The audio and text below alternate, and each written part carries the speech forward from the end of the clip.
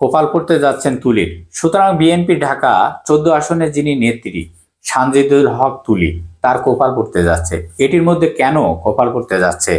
এর অপর দিকে এই আসনে যে তার নিকটতম প্রতিদ্বন্দ্বী ব্যারিস্টার আরমান, তিনি ক্রমান্বয়ে মন্ত্রীর দিকে এগিয়ে যাচ্ছেন এবং তিনি যে মন্ত্রী হবেন, বিজয় লাভ করবেন, সেটি আমি এখন ঐতিহাসিকভাবে ঘটনার সাথে মিলিয়ে দেব। বিষয়টা আপনারা মিলিয়ে নেবেন, আর এই বিষয়টা মিলানোর পর আপনারা অনেক একটা চমৎকার একটি বিষয় বুঝতে পারবেন, আর সেটাই হবে অর্থাৎ তুলির কেন কোপাল করতে যাচ্ছে সেটি বলি আগে। আপনারা জানেন এই তুলিকে নিয়ে মায়ের ডাকের যে সংগঠন বা আহ্বায়ক এবং আরমানের বিরুদ্ধে ওইখানে দাঁড় করানোর অন্যতম কারণ ছিল বিএনপির। আরমান যেহেতু ঘুমিয়েছিলেন, তিনি খুব কাছে চলে গেছেন এবং তুলির ভাই সুমনের গুমের ব্যাপারে কাজ করতে গিয়ে তিনি কিন্তু খুনের সাথে জড়িয়ে গেছেন। এই যে গুম আর এই গুম হয়েছিলেন, তাদের সাথে কাজ করতে করতে তিনি কিন্তু সিম্পিতে পেয়েছেন। তিনি কিন্তু ভালো মানুষ, নিঃসন্দেহে একজন ভালো মানুষ, যার কারণে বিএনপি এই আসনটি উদ্ধার করার জন্য, ঢাকা 14 আসনে উদ্ধার করার জন্য আরমানের বিপক্ষে তাকে দাঁড় করিয়ে দিয়েছেন, তাকে বেছে নিলেন। স্বয়ং বিএনপি চেয়ারম্যান তারেক রহমানের যিনি উপদেষ্টা ছিলেন, তিনি এসে তুলিকে সেখানে মনোনয়ন ঘোষণা করলেন এবং তার আসনে গিয়ে তুলির যথারীতিভাবে প্রচার চালিয়েছেন।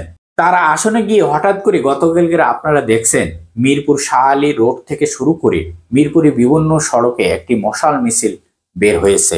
এই মিছিলে নেতৃত্ব দিয়েছিলেন এস সাজু।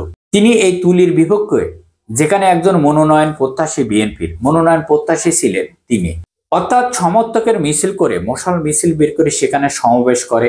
কিন্তু এই সমাবেশের অভিযোগ করেন যে বিএনপির যোগ্য প্রার্থীকে বাদ দিয়ে এই আসনে অন্যতম যোগ্য প্রার্থী হয়ে আসছেন সাজুকে বাদ দিয়ে অপরিচিত একজনকে এনে তুলিকে দাঁড়ি করিয়েছেন, মনোনয়ন দিয়েছেন। এটা আমরা কোনোভাবেই মানতে পারি না, মানব না। যতক্ষণ পর্যন্ত সাজুকে ওইখানে নমিনেশন না দেওয়া পর্যন্ত, ততক্ষণ পর্যন্ত আমরা এভাবে আন্দোলন, মিছিল, মশাল মিছিল, সমাবেশ করে যাব।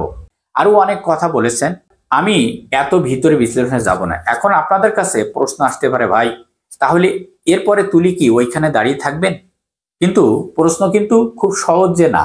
আমার কাছে যেটা মনে হয়, তুলির হয়তো কোপাল পড়েছে, ওইখানে যে সাজু সমর্থক বা বিএনপির উপর চাপ প্রয়োগ করে তার মনোনয়ন বাতিল করার জন্য বাধ্য করবেন।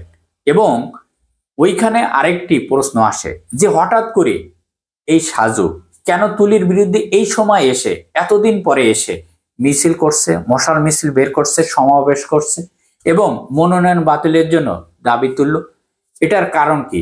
কারণটা হচ্ছে সাজু যে তার নিজের দায়িত্ব থেকে, আমার কাছে এটা মনে হয়। সুতরাং এখনো হতে পারে, আর এই সম্ভাবনা থেকে বিএনপি হয়তো এই বিষয়টি নাকচ করে দিতে পারে। হয়তো এর ওপর উপর মহল থেকে তাকে হয়তো বলা হয়েছে, তুমি তার বিরুদ্ধে এমন একটি মশাল মিছিল বের করো, তাহলে আমরা এই বিষয়টি হয়তো তার মনোনয়ন বিষয় বাতিল করার সিদ্ধান্ত নেব বা বাতিল করব, তারপরে তোমাকে নমিনেশন দেব।